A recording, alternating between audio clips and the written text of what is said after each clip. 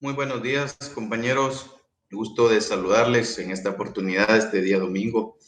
Gracias por estarme acompañando acá en esta nueva clase acá. Gracias a todos, bienvenidos, bienvenidos. Estamos acá para trabajar Derecho Procesal Administrativo y esto es lo que en esta oportunidad nos atañe. Antes ya de irnos al descanso de la Semana Mayor, un descanso por segundo año totalmente atípico, ¿verdad, compañeros? Toda vez de que pues el COVID todavía está campante en nuestro país, pero nosotros seguimos aquí en este proceso de enseñanza-aprendizaje, en esta búsqueda constante del conocimiento y compartiendo su servidor con ustedes estos momentos y este tiempo, gracias también, como siempre lo digo, a la Universidad Rural de Guatemala, que nos permite, pues, accesar, llegar hasta sus hogares, hasta donde ustedes se encuentren, deseándoles de mi parte, pues, que se encuentren muy bien y que estén teniendo un descanso merecido de una semana de labores a cada uno de ustedes y gracias por el esfuerzo, porque es un esfuerzo, ¿verdad?, de estar acá con su servidor. Vamos a iniciar nuestra clase del día de hoy.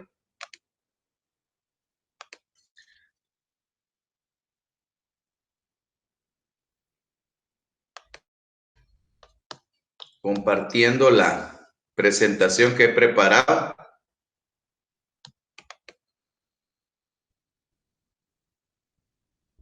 Ahí estamos, creo yo.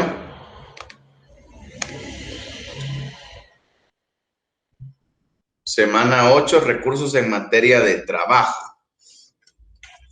¿Ok? Eso es lo que vamos a ver en esta oportunidad, tomando en consideración que la ley de lo contencioso administrativo excluía, se recordarán ustedes, excluía en materia de trabajo y en materia de lo tribunal, ¿verdad?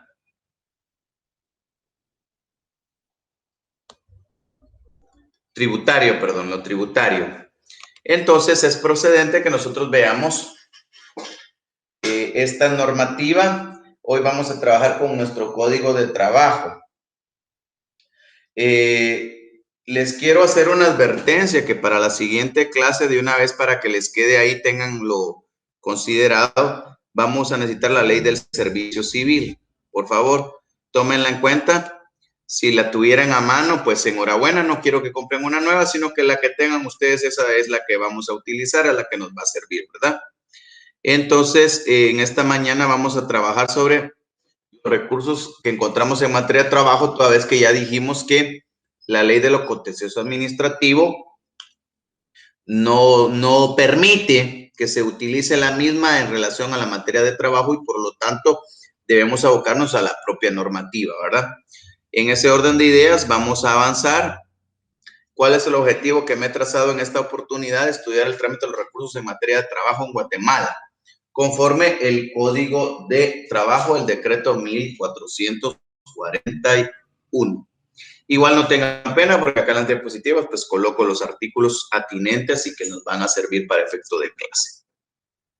Obviamente, siempre que iniciamos el estudio de una nueva ley, siempre debemos irnos a sus considerandos y debemos irnos a la esencia de lo que la ley nos está transmitiendo, a la esencia de lo que la ley nos quiere decir, ¿verdad? Entonces, en ese sentido, en el Código de Trabajo, tenemos unas características ideológicas del derecho al trabajo y que se encuentran en el Código y además sus principios fundamentales. Esto lo vamos a encontrar en el Código, en sus considerandos. Vamos a nuestro Código de Trabajo. Les doy unos instantes, por favor. Si ustedes tienen su código de trabajo a mano, es importante. Ubíquenmelo, ¿verdad?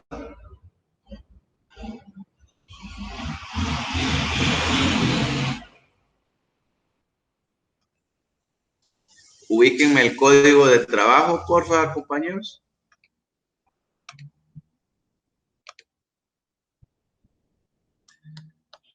Si lo tienen a mano, pues perfecto.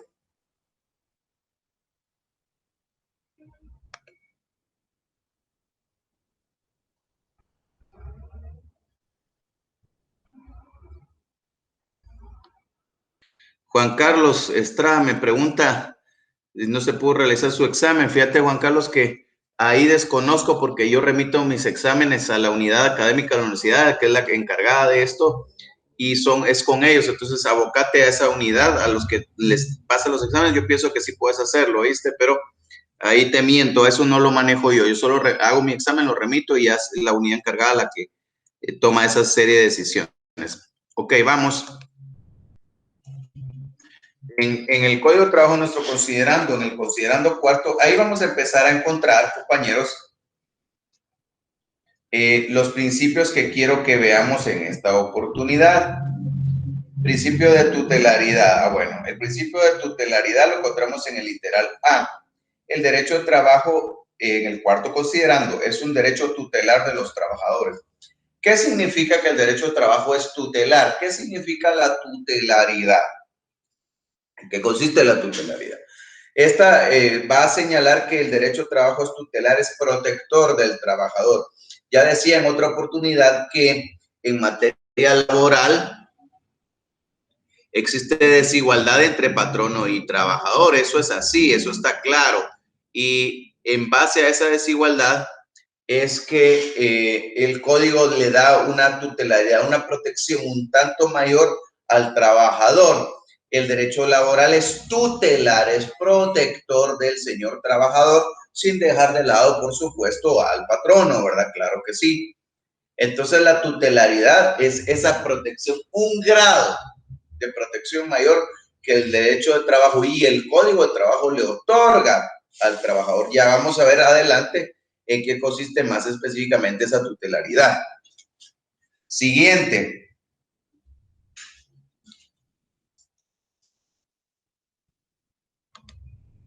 El de mínimo de garantías, el de garantías mínimas.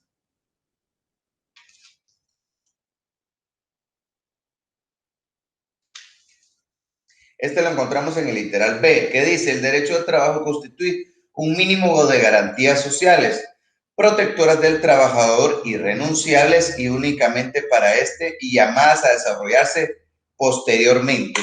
¿Qué significa el principio de garantías mínimas, compañeros? Este va a contenerse que, o significa que todos los derechos que otorga el Código de Trabajo son un mínimo, llamadas a ser superadas. Por encima de este se puede negociar, por debajo de este jamás. Ejemplo, el famoso salario mínimo. Cuando hablo de un salario mínimo, ¿verdad? Significa que es lo menos que me pueden pagar. Me pueden pagar más, me pueden pagar, el salario mínimo anda por 2,800, creo yo. ¿Me pueden pagar 3,000? Sí. 4,000, sí. 5,000, sí. ¿Me pueden pagar solo 2,000? No. Vacaciones, tenemos derecho a 15 días hábiles de vacaciones. ¿Sí? 15 días hábiles. ¿Me pueden dar 20? Sí. 25, sí. ¿Me pueden dar 10? No.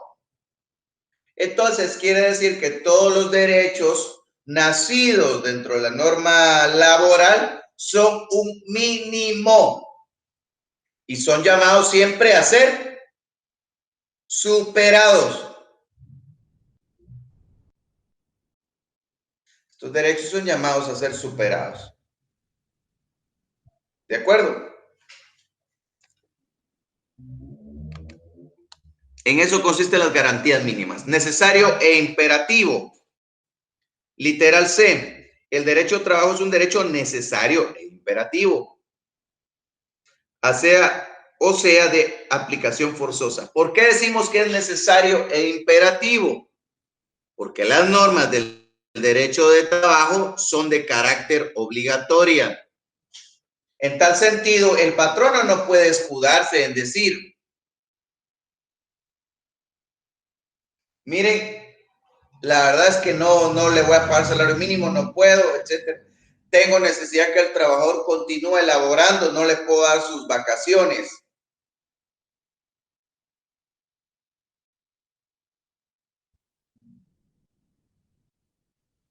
En eso consiste esto.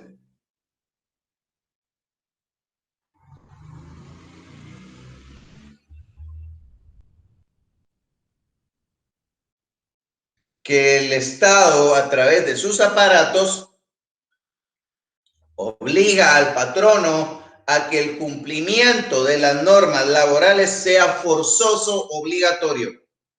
No es una decisión. Se debe cumplir, se debe realizar. ¿Ok? Avancemos.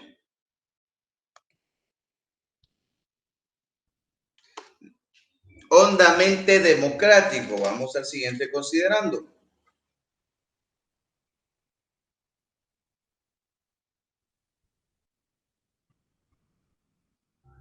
Considerando el literal F. El derecho de trabajo es un derecho hondamente democrático porque se orienta a obtener la dignificación económica y moral de los trabajadores que constituyen la mayoría de la población, realizando una mayor armonía social, lo que no perjudica, sino que favorece los intereses justos de los patronos. ¿Qué significa que el derecho de trabajo es hondamente democrático? Esto va de la mano con el hecho de que, si bien es cierto, el derecho de trabajo protege, tutela al trabajador, también es cierto que no es que le niegue, ¿verdad? No le niega sus derechos al señor patrono, sí le da espacio al patrono. Hay derechos reconocidos en materia laboral que favorecen al patrón. Por eso es hondamente democrático, equitativo, vaya pues. No obstante, por supuesto, la tutelaridad, que ya la vamos a concatenar adelante con algo más. Ahí quedamos con los principios. Vamos a conceptos. ¿Quién es el patrono? ¿Quién es el señor trabajador? Patrono lo vamos a encontrar en el artículo 2 del código y establece: es toda persona individual o jurídica que utiliza los servicios de uno o más trabajadores.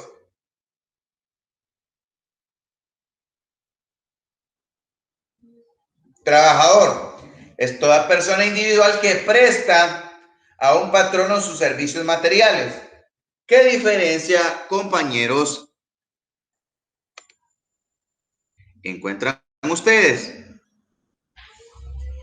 ¿Qué diferencia encuentran entre patrono y trabajador?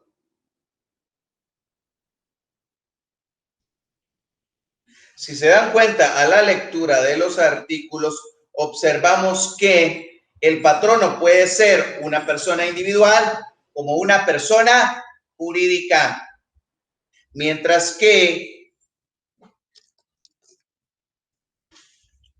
el trabajador únicamente es una persona individual que va a prestar sus servicios, ya sean materiales o intelectuales, a cambio de una remuneración.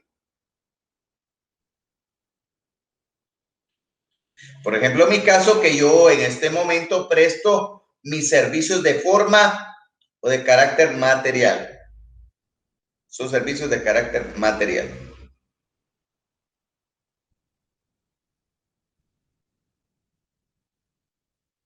¿De acuerdo? Y el patrono, que es una persona jurídica, puede ser una persona jurídica. Como en muchos casos se da, ¿verdad?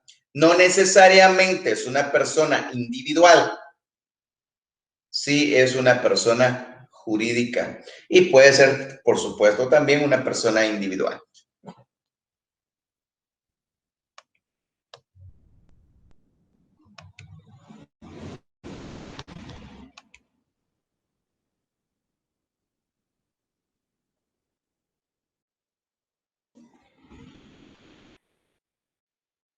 Está, ¿verdad? El trabajador tiene el compromiso de prestar los servicios de su patrono y el patrono, pues, que recibe los servicios de uno o más trabajadores.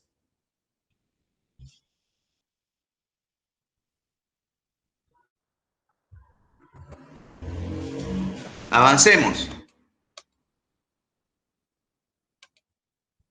Los recursos que nosotros vamos a encontrar acá en nuestro código de trabajo empiezan a partir del 365, revocatoria. Ojo, compañeros, cuidado, porque acá estos recursos también hay que tomar en cuenta que son recursos que se utilizan ya dentro de un proceso de carácter laboral, ¿verdad? Es decir, son recursos que vamos a utilizar judicialmente hablando. ¿De acuerdo?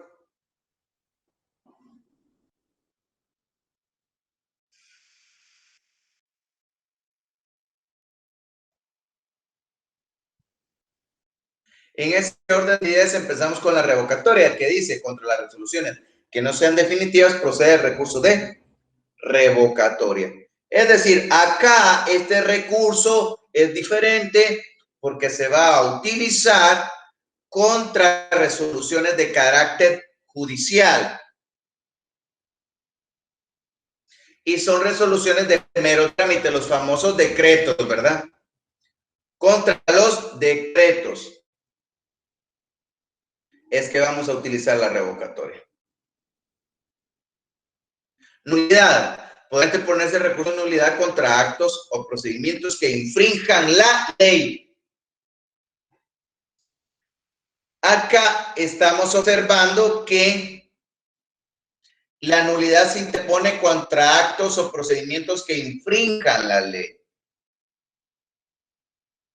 Este recurso le permite a los afectados señalar que dentro del proceso se ha infringido la norma, se ha infringido la ley.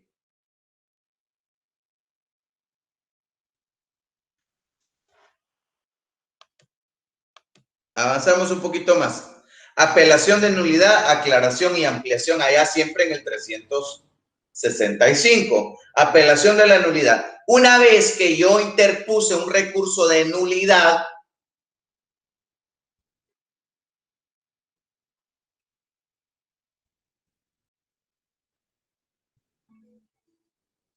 viene el juez resuelve de forma negativa a mi recurso interpuesto, tengo la capacidad de apelar, pero esa es la apelación de una nulidad.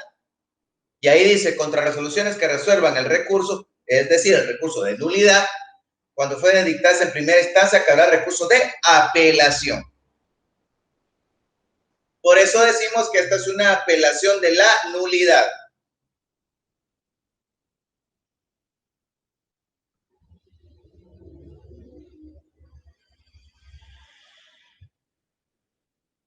Es una apelación de la nulidad. Cuando entonces hemos resuelto, el juez ha resuelto la nulidad, entonces se puede apelar toda vez que ha sido contraria a nuestros intereses. Segundos, otros dos, aclaración y ampliación. Estos son dos diferentes, ojo, son distintos. El primero por términos oscuros y el segundo por falta de resolver puntos. ¿En qué consiste el recurso de aclaración? Este se va a interponer cuando se haya dictado una sentencia.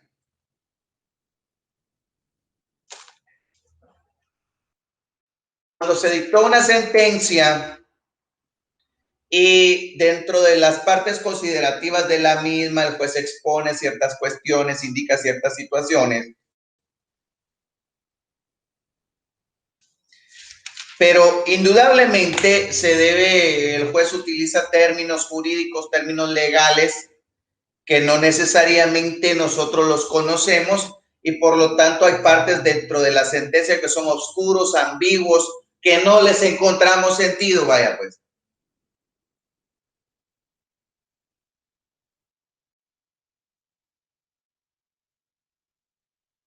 Entonces a esos términos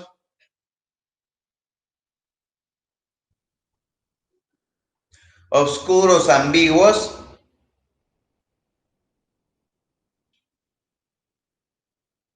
pedimos a través de aclaración que se explique que se aclare tales términos.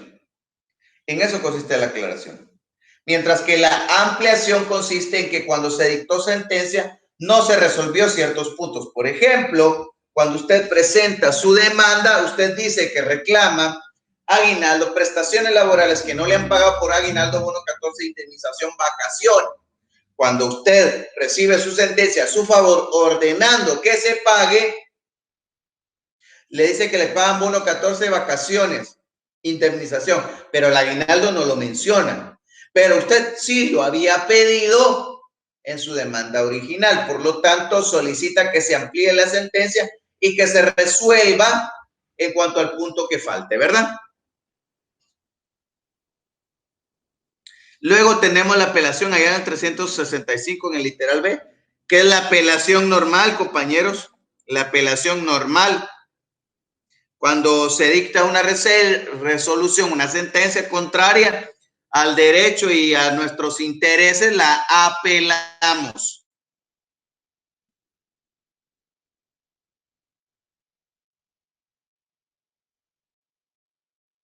¿De acuerdo?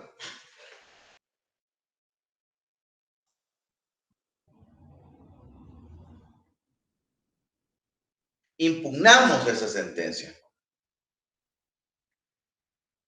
toda vez que es contraria a lo que nosotros pretendemos hacer valer. Tenemos rectificación, ese está en el 426. Contra la liquidación no quedará más recurso que el de rectificación, dice la norma. ¿En qué consiste la rectificación?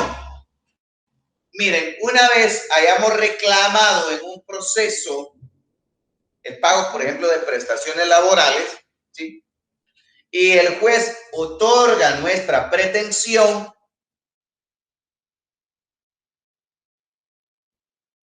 debe hacer un cálculo de todas las prestaciones, hace un cálculo de todo cuanto se nos tiene que pagar. Porque, por ejemplo, hablamos de indemnización, bono 14, aguinaldo, vacaciones, pero cada uno de estos rubros tiene una cantidad económica. Por lo tanto, se debe sumar para llegar a un gran total e informarle al señor patrono, esto es el total de lo que le debe pagar a su trabajador. Pero cuando se ha hecho este cálculo y se ha hecho mal, entonces usted como interesado puede pedir la rectificación de este cálculo para que se corrija en los puntos en los que usted considere que hubo una equivocación. En eso consiste el recurso de rectificación, que es la liquidación, ¿verdad? Por eso dice contra la liquidación.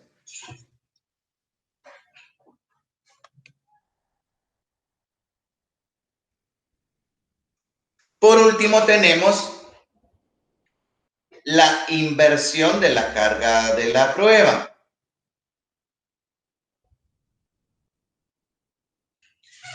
Cerramos ahí el tema de recursos, compañero.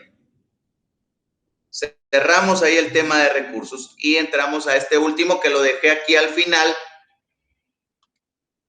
porque quería resaltar este principio.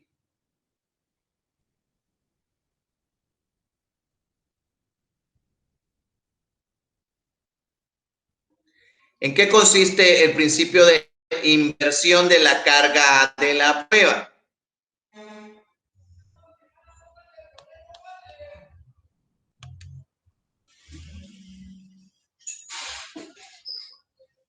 Este principio va a establecer, va a señalar que quien debe probar algo es el patrono.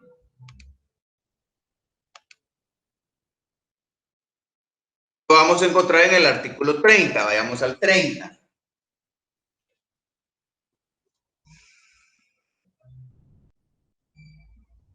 Por acá, de una vez les quiero ya hacer alguna preguntita, compañeros, para que participemos un poquito. ¿Qué opinión les merece que estas normativas y esta protección al trabajador, esta tutelaridad, como la veíamos a un inicio, ¿se cumplirá, compañeros, actualmente acá en nuestro derecho? ¿Qué piensan? Les lanzo la pregunta para que si quieren participar, por favor lo hagan a través del correo, como lo hemos venido haciendo en otras oportunidades. Hay algunas respuestas, yo les agradezco su participación. ¿Será que la tutelaridad se está llevando a cabo actualmente en Guatemala, compañeros? ¿Qué piensan? Esa es la pregunta. Se las dejo en el tintero, si quieren empiecen a contestarme en lo que seguimos avanzando. Inversión de la carga de la prueba. La prueba plena del contrato escrito solo puede hacerse por el documento respectivo, dice el artículo 30.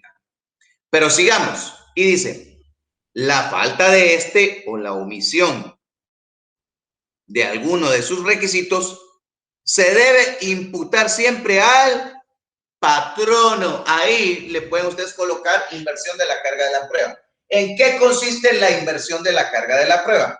En el derecho común, es decir, en el derecho civil, por ejemplo, cuando usted indica, señala que es dueño de algo, usted tiene que probarlo. Por ejemplo, cuando alguno de ustedes, compañeros, señala que son dueños de un terreno, de un inmueble, ¿no? Entonces, yo digo que soy dueño de ese inmueble. Nos vamos a juicio. Yo tengo que acreditar, tengo que probar que efectivamente soy el propietario. ¿Cómo lo voy a hacer? Presentando los documentos, las escrituras que acrediten mi propiedad, y el compañero contrario va a hacer lo mismo. Eso es el concepto en el derecho común. La carga de la prueba, quien debe acreditar, quien debe probar, es la persona que exige, que reclama el derecho. Mientras que en el derecho laboral no. Acá la carga de la prueba es hacia el patrono. Porque, por ejemplo, cuando el trabajador dice, miren, yo reclamo prestaciones por la cantidad de 10,000 quetzales. Quien tiene que probar que ya me pagaron mis prestaciones no soy yo, el trabajador, sino el patrono. Eso se llama la inversión de la carga de la prueba. Y esto lo concatenamos, va de la mano con la tutelaridad, compañeros. Va de la mano con la tutelaridad. Aquí es donde vemos más específicamente plasmado esa protección extra. Cuidado, porque no es tan grande. Pensemos 51-49, ¿no? En un porcentaje de 100%. 51 para el trabajador. Pero le permite que el trabajador no tenga que acreditar ni probar nada. Es el patrono el que debe hacerlo. En eso consiste la inversión de la carga de la prueba. ¿De acuerdo? Quien tiene que probar, quien tiene que demostrar, no es el trabajador. Y ahí si nos ponemos a pensar, muchas veces el patrono, por ejemplo, no quiere otorgar el contrato de trabajo, porque no quiere establecer esa relación laboral, dice. Pero ahora nos damos cuenta que, por ejemplo, a él es al quien más le conviene tener el contrato. A él. Porque yo, por ejemplo, podía ganar 3,000 quetzales y vengo y lo demando que yo ganaba 10,000 para que me hagan el cálculo sobre 10,000. ¿Quién debe probar que yo no ganaba 10,000, que ganaba 3,000? Es el patrono, yo no. Y en eso va la inversión de la carga de la prueba.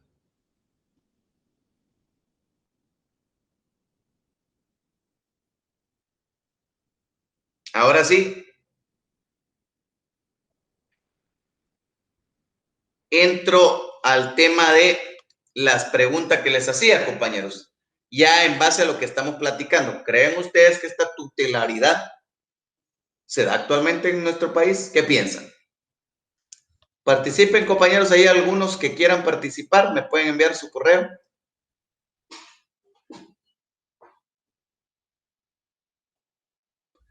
Joel Augusto, gracias Joel por participar. ¿Qué me decís, Joel?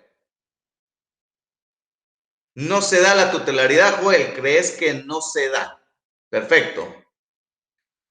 De repente puedes escribirme otra vez, Joel, ¿por qué? ¿Cuáles son tus consideraciones por las cuales crees que no? Gracias, Joel, por participar. Eso es lo que siempre digo yo que me gusta, me encanta que participen porque es lo que nos enriquece. ¿Qué piensan? Este tema de la inversión de la carga de la prueba es muy interesante. Ahí ustedes están viendo de primera mano que se da esa protección tutelar hacia don trabajador, al señor trabajador. Pero, ¿será? ¿Qué piensan ustedes? ¿Que la tutelaridad se da plenamente? ¿Qué piensan? Opiniones, acá son opiniones, compañeros. ¿Quién más va a participar?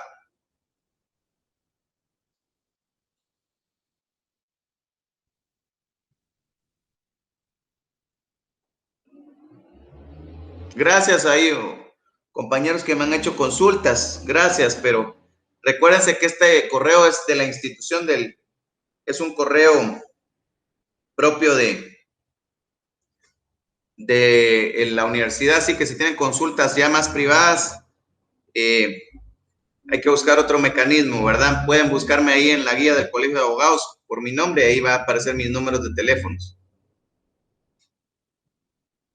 Otras opiniones, compañeros, y vamos cerrando.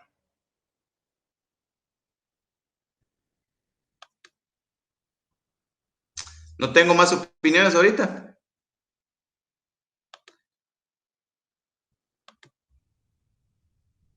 Solo Joel Augusto quiere participar en esta mañana. Vamos, tengo 115 alumnos. Unas 2, 3 más opiniones pienso que nos fortalece.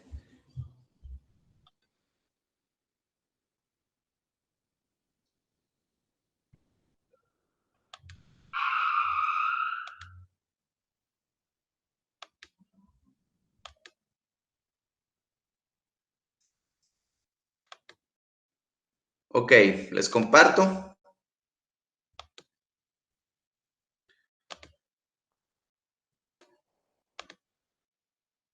Gracias por la atención prestada. Estamos terminando la clase. Era relativamente corta el día de hoy, aunque muy interesante.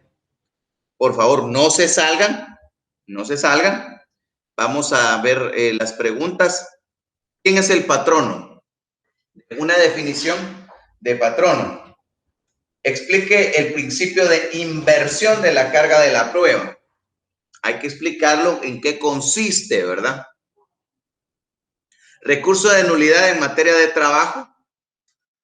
¿Quién es el señor trabajador? Una definición de quién es trabajador.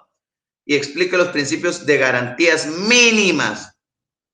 ¿Cuáles son las garantías mínimas en materia laboral? ¿En qué consiste esas garantías mínimas? Esas son las preguntas, compañeros. Van quedando por ahí, por favor, no se salgan todavía. Tenemos unos minutos más. Quiero ver si ya participaron mis alumnos.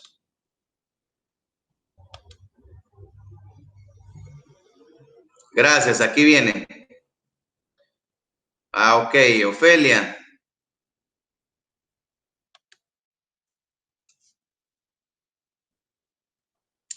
Ofelia dice que no se da la tutelaridad. Gracias, Ofelia. Josefina Elizabeth, gracias. Porque considera Ofelia que la parte patronal tiene mucho poder en Guatemala y por eso no se cumple la tutelaridad. Gracias por su opinión, Ofelia.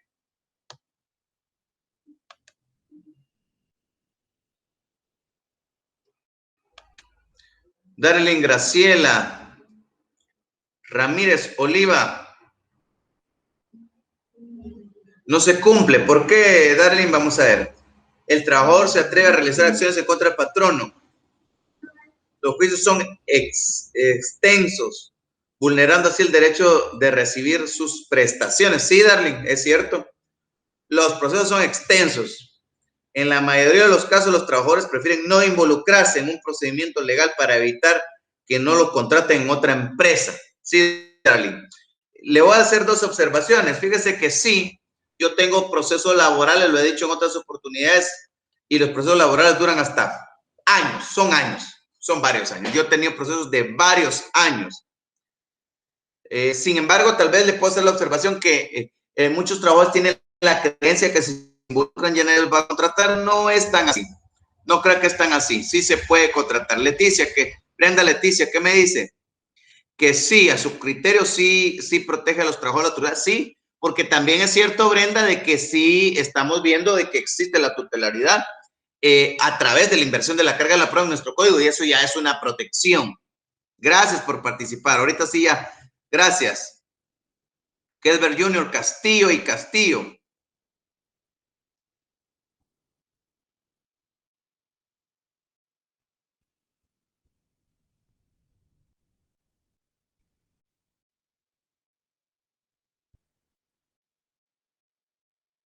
Sí, estos recursos que vimos son propiamente de materia laboral, Herbert, correcto.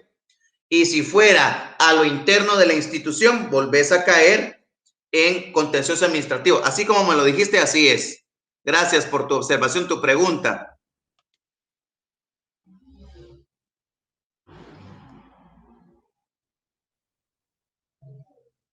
Sí se da, dice Pedro Faustino. Gracias, Pedro. ¿Sí se da la tutelaridad? Sí. ¿Existe legalmente? Sí. ¿Verdad? Sin embargo, observa, Pedro, que a veces no se cumple, ¿verdad? Depende de cada caso concreto. Gracias por tu participación.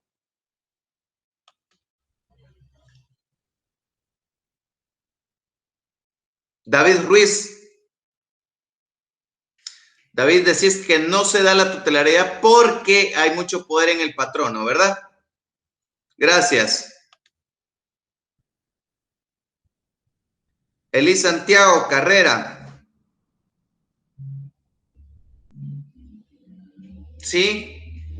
Dice Eli, creo que sí se da la tutelaridad porque para los trabajadores, porque existe el Código de Trabajo, ampara a los trabajadores y al patrono.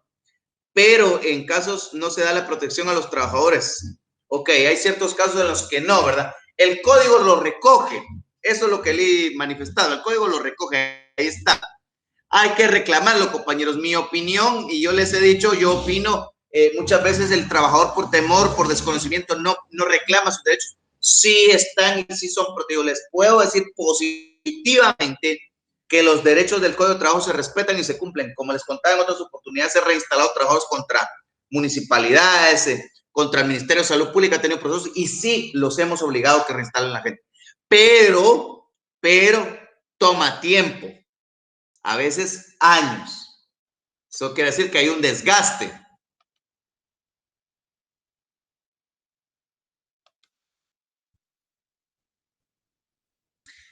Norma Janet Posadas. Sí.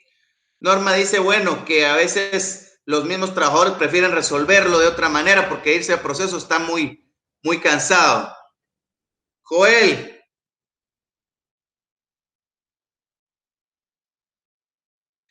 Muy buena observación. Joel, ¿has visto casos o procesos donde se le da mayor credibilidad al patrono, verdad? No al trabajador. Con este termino, Emma. Adelí López, gracias por participar. Sí se da. Para Emma se da. Porque está el principio de tutelaridad y en la inversión de la carga de la prueba se da. Gracias, compañeros. Bonita participación en esta mañana. Les agradezco, esto lo que me enriquece y es la única forma, yo considero, que ustedes también vayan aprendiendo un poquito, participando, sus opiniones nos fortalecen. Me despido. Les deseo un feliz descanso, compañeros. Dios me los bendiga. Que estén muy bien al lado de sus familias, disfrutando de merecido descanso ya que se nos viene de Semana Santa y nos vemos en una próxima oportunidad. Cuídense bastante.